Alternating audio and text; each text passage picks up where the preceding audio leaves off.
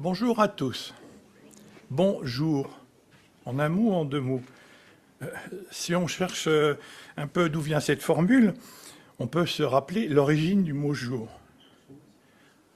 Vous voulez connaître l'origine du mot jour? Dieu dit que la lumière soit, et la lumière fut. Dieu vit que la lumière était bonne. Dieu appela la lumière jour et les ténèbres nuit. Il y eut un soir, il y eut un matin, ce fut le premier jour. Voilà, et ce fut un bon jour. Vous l'avez compris, j'aimerais vous parler de la lumière. La lumière, c'est le premier élément créé de notre univers. C'est un élément assez mystérieux, parce que c'est pas vraiment de la matière, mais ça transporte quand même de l'énergie. Alors on ne va pas rentrer là-dedans, on ne va pas faire d'astrophysique ni de choses comme ça, parce que je pense que c'est un peu compliqué, et même au point de vue scientifique, on n'a pas encore vraiment la solution. Nous allons plutôt chercher à parler de la lumière comme symbolique des phénomènes spirituels. La lumière dans l'Ancien Testament. Alors, quelques manifestations de la lumière dans l'Ancienne Alliance. 1. La lumière manifeste la présence de Dieu. Est-ce que vous vous rappelez l'épisode du buisson ardent? Moïse a passé 40 années de sa vie à la cour du Pharaon. Il a passé 40 années suivantes au pays de Jéthro, au pays de Madian, près de Jéthro. Et puis un jour, qu'est-ce qu'il voit? Un buisson dans une flamme. C'est une flamme de feu. Voilà, une manifestation de Dieu. Et par la suite, après la réception des 10 commandements, il y avait une tente et la nuée était au-dessus de la tente. La gloire de l'Éternel remplissait le tabernacle. C'est encore une manifestation avec la lumière. Cette lumière était également visible sur le visage de Moïse. Quand il sortait de la tente, il devait être radioactif, on ne sait pas, mais il luisait. Il y a même des moments où il était obligé de se cacher le visage tellement ça gênait les autres. Voilà, on a quelqu'un qui nous envoie au fur et à mesure les références, parce que tout ce que je dis là, c'est appuyé sur des références. Donc là, c'était dans Exode 34. La lumière a donc manifesté la présence de Dieu, la lumière guide le peuple. Vous vous rappelez, la 10e plaie d'Égypte, des cris dans toutes les maisons. Chaque maison avait perdu un enfant, un aîné. Tout le monde avait perdu un fils, une fille, même le pharaon. Et là, le pharaon, il a craqué, il n'en pouvait plus. Il a appelé Moïse, alors qu'il lui avait interdit, il lui avait dit « tu ne me verras plus ». Mais là, il l'appelle, il lui dit « va-t'en. Prends tes femmes, tes enfants, tes brebis, tes bœufs, prends tout ce qu'il faut et va-t'en ». Eh bien, l'Éternel allait devant eux dans une colonne de nuée, le jour pour montrer le chemin, et la nuit, c'était une colonne de feu pour éclairer, afin qu'ils marchent jour et nuit. Encore la lumière. La lumière protège le peuple également. Parce qu'après quelques jours, le pharaon, il s'est réveillé, il a retrouvé une attitude hostile. Il s'est dit, non mais qu'est-ce que j'ai fait? Il dit, ça ne va pas se passer comme ça. Il réunit 600 chars d'élite, des tas de combattants, et il se lance à la poursuite du peuple. Et ils atteignirent le peuple, ils s'approchent du peuple, alors que le peuple était campé près de la mer des roseaux. Et à ce moment-là, à nouveau la lumière, la nuée. Alors, la nuée, c'était un peu spécial. On n'a pas encore réussi à faire ça, nous. Du côté du camp du pharaon, c'était ténébreux, il ne voyait plus rien. Il y avait les roues des chars qui se cassaient, c'était un bazar pas possible. Et du côté hébreu, au contraire, c'était bien lumineux. Et comme en plus de cette nuée, il y a eu le vent qui a soufflé toute la nuit, la mer s'est ouverte. Et donc le peuple a traversé. Et la colonne continue de mettre la pagaille dans le camp égyptien. Et quand le peuple a été en sécurité, la colonne s'est retirée. Donc les Égyptiens ont foncé, mais la mer est revenue et puis tout le monde s'est noyé. Voilà. Il y a une autre manifestation, la puissance de Dieu, l'immense puissance de Dieu. Je vous rappelle le sacrifice d'Élie. Élie revient, alors qu'il était plus ou moins exilé, il revient parce qu'il voit que ce n'est pas possible. Le peuple s'est complètement vendu aux faux dieux, et à Baal en particulier. Et donc il jette un défi, il dit au prophète de Baal, enfin, je ne sais pas comment on peut appeler ça, au prêtre de Baal, ben, vous allez faire un sacrifice, et puis après, moi, j'en ferai un. Mais le sacrifice, vous n'allez pas mettre le feu, vous allez attendre que ce soit Baal qui mette le feu. Bon. Alors, bien entendu, ils ont sauté, ils ont chanté, ils ont fait des tas de trucs, puis bien entendu, rien ne s'est passé. Et après, lui, il a mis les pierres pour faire un autel, il a pris un taureau, il l'a sacrifié, il a mis du bois, il a dit mettez de l'eau, mettez encore de l'eau, mettez toujours de l'eau, et puis il a invoqué Dieu, alors là, encore une fois la lumière, le feu de Dieu, tout a été brûlé. Le taureau, le bois, l'eau, même les pierres, il ne restait plus rien. Et donc là, après, il a mis les prophètes à mort. Donc une immense puissance de Dieu. Et la lumière, elle est souvent évoquée par plusieurs auteurs de l'Ancien Testament. David. Alors, psaume 27, « L'Éternel est ma lumière et mon salut ». Vous connaissez. Psaume 119, « Ta parole est une lumière sur mon sentier ». Salomon, Proverbe 13, 9, « La lumière des justes est joyeuse ». C'est bien ça, joyeux. Michée, 7, 8, « L'Éternel sera ma lumière ». Ézéchiel, ça va rappeler quelque chose à Johannes, ça, l'aspect de l'arc-en-ciel. Tel l'aspect de l'arc qui est dans la nue un jour de pluie, ainsi était l'aspect de cette lumière éclatante qui l'entourait, une image de la gloire de l'Éternel. Ça te rappelle quelque chose, hein? Ésaïe, 60, 19. Ce ne sera plus le soleil qui te servira de lumière pendant la jour, ni la lune qui t'éclairera de sa lueur, mais l'Éternel sera ta lumière à toujours. Il y a peut-être une centaine de versets avec la lumière dans l'Ancien Testament. Si vous voulez, à la fin, je crois que j'en ai noté pas mal. Si vous voulez, je vous donnerai la liste. Maintenant, au temps de Jésus, on va se rapprocher quand même. Lors de la naissance de Jésus, une étoile mystérieuse a intrigué les astronomes de pays lointains et les a incités à la suivre. Ça, c'est cité par Matthieu. Il y a eu beaucoup d'interprétations à ce sujet, souvent divergentes, bien sûr. Mais plusieurs situent des événements astronomiques qui ont eu lieu en -2, -3 ou en -5, -6. Donc on est à peu près là. C'est des conjonctions d'étoiles et de planètes. Donc, qu'est-ce qui se passe? Par une lumière insolite, Dieu a signalé son arrivée sur Terre. Lors de son ministère public, je n'ai pas fait le compte, mais il y en a beaucoup, Jésus a guéri de nombreux aveugles au cours des 3 années de son ministère public, démontrant par là qu'il est la lumière de Dieu. On va monter d'un cran lors de sa transfiguration. Il est transfiguré devant 3 disciples. Il est en présence de Élie et de Moïse. Et le visage de Jésus apparut comme le soleil et ses vêtements devinrent blancs comme la lumière. Lors de la crucifixion, là c'est tout le contraire. C'est l'inverse qui se passe. De la 6e heure jusqu'à la 9e, c'est-à-dire de midi jusqu'à 15 heures, il y eut des ténèbres sur toute la terre. C'est bien précisé, sur toute la terre. Ténèbres qui se soldent par cette exclamation de Jésus, « Mon Dieu, pourquoi m'as-tu abandonné ?» Bien sûr, Dieu n'avait aucunement abandonné son Fils. Il avait pour un temps détourné son regard. Pendant que Christ expiait nos fautes sur la croix. Habacuc, petit prophète, pas si petit que ça, hein, en parlant de Dieu, il dit « Tes yeux sont trop purs pour voir le mal ». Donc c'est pour ça que je dis, Dieu n'a pas abandonné son Fils. Il a détourné pendant un certain temps, parce qu'il ne pouvait pas voir tout ce péché qui était cloué à la croix. En tout cas, ces 3 heures d'absence de lumière, c'est un événement unique dans l'histoire de notre planète. Il y a eu de nombreuses éclipses, à chaque fois ça dure 8 minutes. Là, 3 heures, voilà. Et puis en plus, c'est visible sur toute la Terre.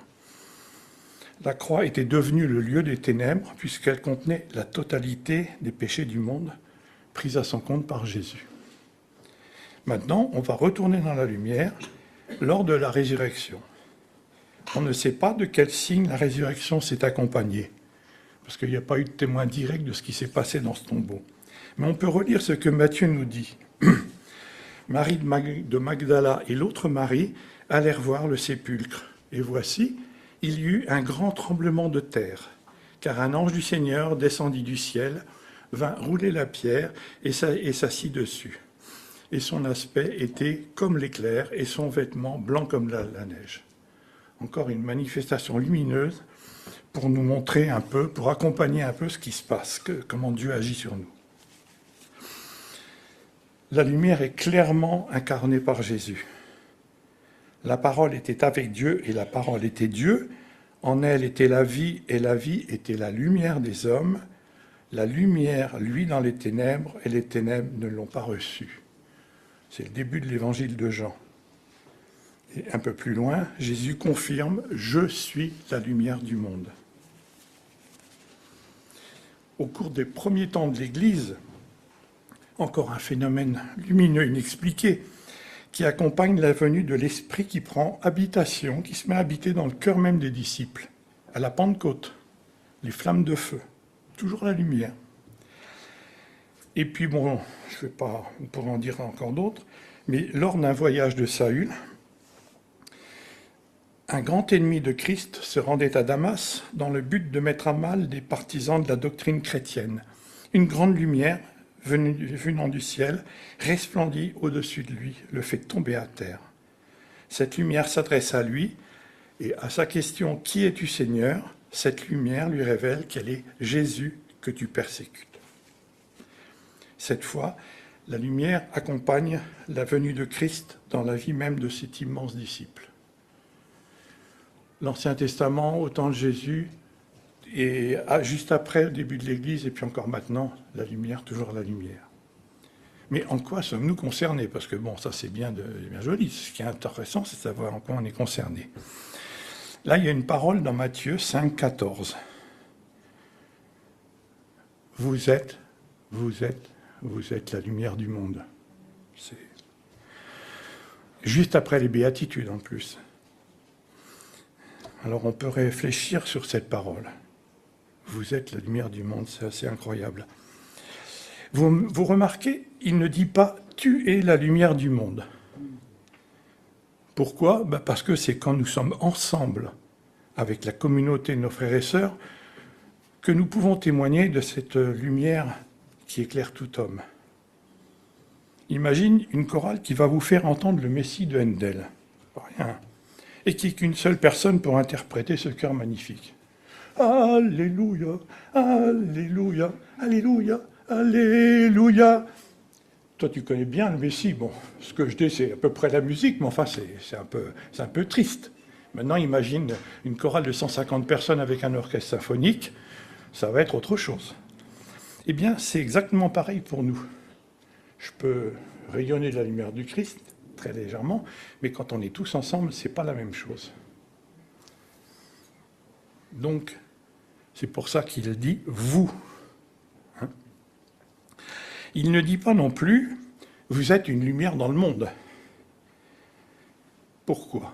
Parce qu'il existe quantité de luminions, je ne sais pas si vous voyez le terme, de luminions dans le monde, basés sur des philosophies, des connaissances scientifiques, des religions créées par l'homme, et beaucoup d'autres idoles d'ailleurs.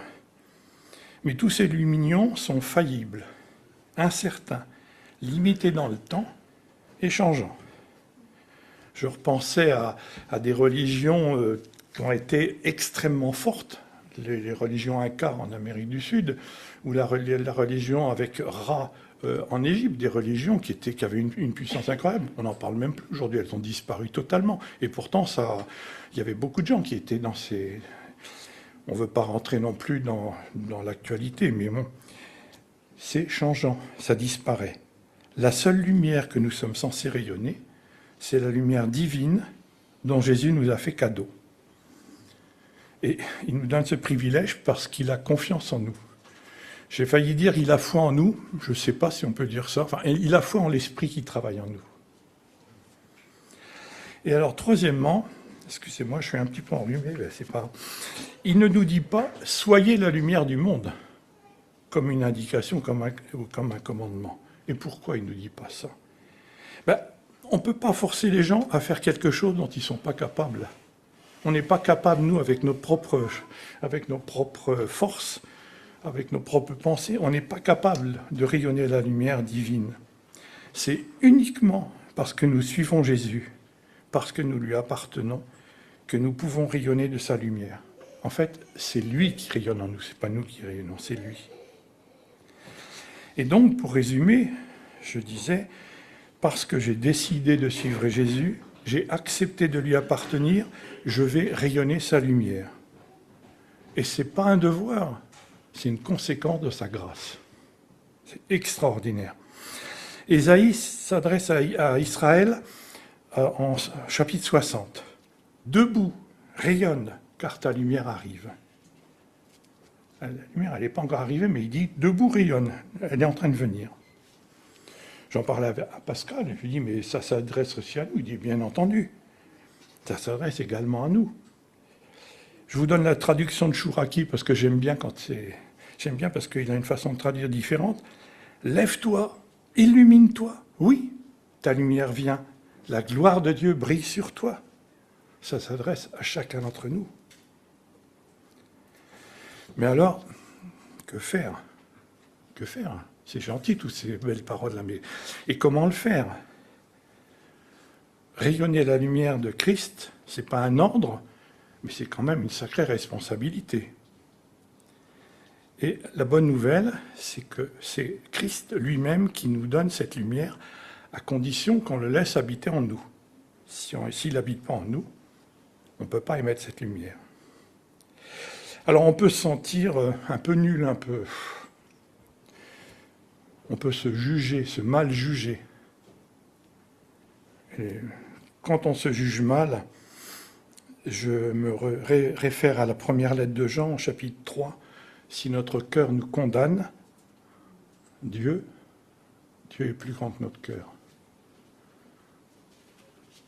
Je pense qu'il y en a qui sont touchés par ce genre de choses. Moi, ça m'arrive assez souvent de me juger ou de me condamner, et cette parole revient. Ton cœur te condamne, c'est pas grave, moi je suis plus grand que ton cœur. On peut aussi avoir laissé tiédir notre relation avec Dieu. La lumière rayonnée va s'atténuer, mais ça aussi, Jésus l'a prévu, Dieu l'a prévu. Matthieu 12, 20, parole de Jésus, « Je n'éteindrai pas le lumignon qui fume. » Il voit bien qu'on a laissé aller des choses. Quelque part après, Jean, dans l'Apocalypse, il dit « Ce que j'ai contre toi, c'est que tu as laissé tomber ton premier amour. » Mais malgré tout, il n'éteint pas. Il nous propose la solution qu'il faut pour rallumer. Il va nous falloir fixer intensément la lumière. Et la lumière, elle est où? Elle est dans la parole de Dieu, contenue dans l'Écriture.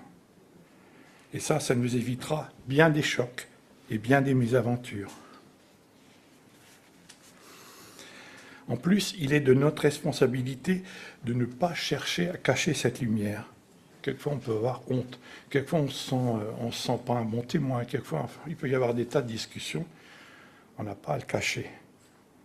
On n'allume pas une lampe pour la mettre sous le boisseau, mais on la met sur le chandelier et elle éclaire tous ceux qui se trouvent dans la maison.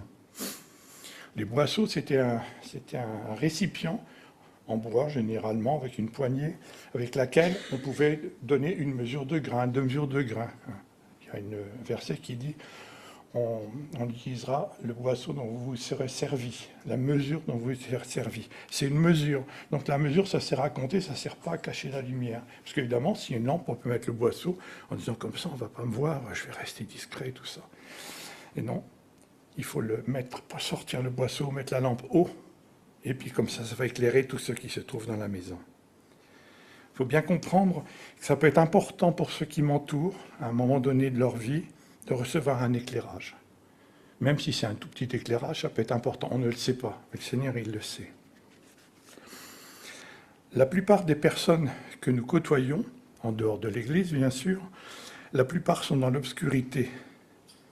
Mais l'obscurité, ça n'existe pas en soi. L'obscurité, c'est l'absence de lumière. Il n'y a pas de combat entre... Il y a un champ quelque part qui me gêne parce qu'on a l'impression qu'il y a un combat entre l'obscurité, les ténèbres et la lumière. Mais l'obscurité est incapable de chasser la lumière. Si une source de lumière, aussi faible soit-elle, vaincra l'obscurité. Alors même si on se sent une toute petite lumière, ça n'a aucune importance. Il ne faut pas la cacher. Je vous propose une petite anecdote pour arriver à la conclusion. Vous voyez, je n'ai pas été trop long, je ne voulais pas vous embêter. À l'âge de 12 ans, au cours de vacances familiales, j'ai eu une journée de visite et de randonnée avec mon père. Nous avons marché sur le chemin Martel dans les gorges du Verdon. Alors, je ne sais pas si vous connaissez ça. Au 19e siècle, on ne sait pas ce qu'il leur a pris. Ils ont mis deux ou trois tunnels dans les gorges du Verdon. Ils avaient des idées qui n'ont pas été reprises. Par contre, au début du XXe siècle, ils ont fait un chemin de randonnée. Donc nous avons franchi 3 tunnels. Il y en a un qui fait 700 mètres de long. Et alors, une fois franchi les premiers 100 mètres, j'étais dans l'obscurité totale. On voyait absolument rien. Sauf un petit point de lumière. Vous voyez, tendez le bras, vous mettez une épingle. Il y avait à peu près la tête d'épingle. C'était un petit point de lumière qui était à quelques centaines de mètres, qui nous indiquait bien sûr le but, la direction à suivre, mais ça ne nous empêchait pas de nous cogner régulièrement et durement contre les parois. Pour avancer, heureusement que mon père avait une petite lampe de poche, mais la petite lampe de poche, il la préservait parce que c'est pas maintenant, hein, et c'était il y a, je préfère pas dire combien de temps, mais beaucoup. Et il fallait économiser la pile. Donc de temps en temps, il éclairait un peu, mais autrement, on n'arrêtait pas de se cogner, sauf en regardant fermement la source de lumière. Vraiment, il fallait se fixer. Et comme ça, bizarrement, on arrivait à avancer tout droit. Si on était un tant soit peu distrait, on partait comme ça, et on se cognait. Et puis ça faisait mal, parce que le rocher, il est dur.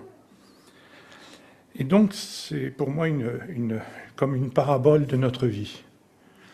Souvent, on n'est pas, d'ailleurs, pour la plupart du temps, et Sophia a décrit aussi les gens qui sont dans les églises persécutées, ils ne sont pas dans la lumière, hein, ils sont dans de sacrées ténèbres. Mais il y a toujours cette petite lampe. Et pour nous, c'est pas les mêmes persécutions qu'on a, nous, c'est plutôt des tentations, mais qui sont tout aussi dangereuses. Ceux qui sont persécutés, ils souffrent, ils meurent et ils se retrouvent avec Jésus. Ceux qui sont tentés, quelquefois, ils cèdent à la tentation, ils ne meurent pas, mais enfin si, ils meurent d'une autre façon. Donc, il faut se fixer sur la source de lumière, et en faisant comme ça, on peut avancer. Et puis, c'est marrant, parce que j'ai rajouté quelque chose cette nuit, en me réveillant, je me suis dit, tiens, il faut que je dise ça. J'ai le souvenir de mon absence totale de peur. Alors je me dis, quand même, vous êtes dans le noir, dans un tunnel de centaines de mètres. Un gamin de 12 ans, il peut avoir la trouille. Je ne sais pas, vous, si vous seriez à l'aise dans ces conditions. Mais il y avait 2 choses. Il y avait mon père, et puis il y avait cette toute petite lumière, de temps en temps une toute petite lumière, puis celle surtout que je voyais. Et ça, c'est un exemple aussi qu'on peut prendre dans notre vie. Quand on marche, on a l'Esprit de Dieu qui habite en nous et qui peut nous rassurer, nous dire, oui, il y a des comment dirais-je, il y a des rochers à droite, à gauche, en dessous, au-dessus, mais ça peut faire mal, mais ça ne va pas te tuer, ça ne va pas te blesser. Et puis cette lumière, de temps en temps, il éclaire un tout petit peu pour nous montrer. Et puis il y a la lumière surtout qui est là, qui avance. Et voilà. Voilà, ce souvenir-là, il m'est resté en mémoire toute ma vie et j'ai voulu vous le partager parce que je trouve que c'est intéressant d'avoir des choses un peu pratiques pour voir comment faire pour marcher. Et je vous propose un challenge aujourd'hui ou cette semaine. On va faire quelque chose afin de laisser cette lumière que Dieu a mise en vous. Il faut laisser cette lumière éclairer la vie d'une personne. Choisissez une personne dans votre tête, ou alors peut-être que ça va s'imposer, peu importe, personne que vous aurez à cœur. Et puis dites-vous, voilà, il faut absolument que j'enlève le boisseau et que je le mette bien haut pour qu'il soit visible, afin que cette personne soit éclairée. peu importe comment je suis, même si je suis ce que j'appelle un bon chrétien ou un mauvais, ça n'a aucune importance. C'est pas moi qui rayonne, c'est Dieu qui rayonne à travers moi.